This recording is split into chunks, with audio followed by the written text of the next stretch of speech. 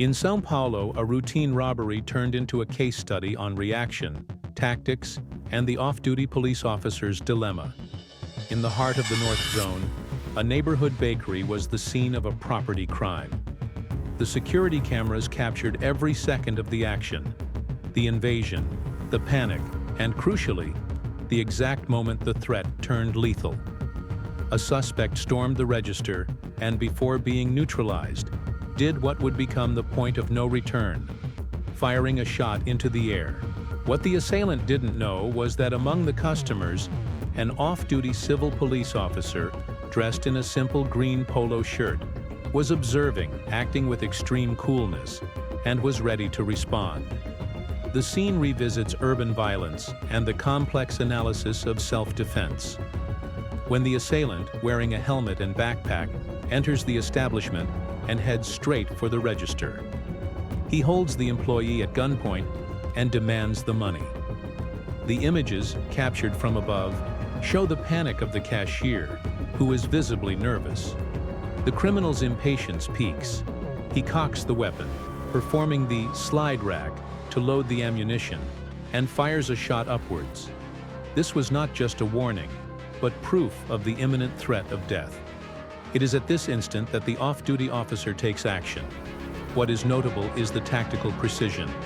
The agent does not approach from the front, where he could hit innocent people. He moves behind the assailant, using display gondolas, possibly for Easter eggs, as cover. A cold and calculated maneuver to protect the three people who were in line at the register.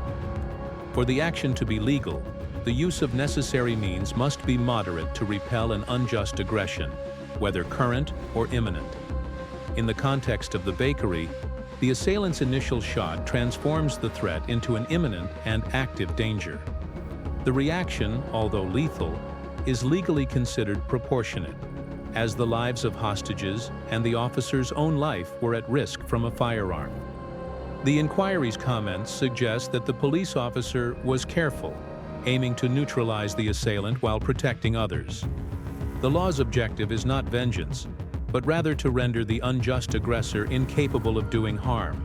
The officer's tactical decision, going behind the products to avoid crossfire, reinforces this analysis of moderation in the means used. One of the most shocking details of this case is the assailant's identity. The deceased suspect was a known customer of the bakery, a young man who had even taken a selfie there while having coffee. This revelation introduces an element of shock and desperation.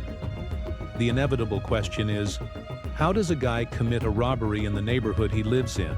On the street he lives on? The familiarity with the location suggests that the target was not random, but rather calculated desperation. The suspect's death brings pain to the family. There are reports of the father arriving at the scene in a state of extreme suffering. The case, therefore, goes beyond the coldness of the penal code, becoming a tragedy with social and personal roots. The immediate victim of the crime, the cashier, ended up injured. The Public Security Secretariat confirms she was grazed or injured during the dynamic of the incident. However, the images show an important observation. The young woman injures her face and arm during the panic and reaction to the shot, repeatedly covering her face. This detail illustrates that the trauma of a violent robbery goes beyond the physical. The mere act of seeing imminent death already causes severe damage. Even injured, she is forced to continue handing over the money, displaying an evasive behavior caused by panic. The location in Jaçanã, North Zone, places the case in the context of the vulnerability of neighborhood commerce. Bakeries, mini-markets, and pharmacies continue to be easy and recurring targets due to the flow of cash and low armed security, fueling the perception of insecurity, even if the general robbery rate falls in São Paulo. The scene at the bakery in São Paulo's North Zone will be remembered not only for the tragic outcome, but for the demonstration of tactical readiness in a civilian environment. A police officer, fulfilling his duty even while off-duty, acted to protect the lives of others, forcing the interruption of an escalation of violence that began with a warning shot. The case exposes the chasm between the criminal's desperation, who was a customer of the location, and the state's obligation, represented by a single plainclothes agent. Society faces the dilemma: to what extent is individual intervention the only effective barrier against violent crime, and what is the human cost of this constant vigilance? The law protects the police officer, but the scene affects everyone. The inquiry continues. Life at the bakery will never be the same. What did you think of the police officer's action? Was it correct?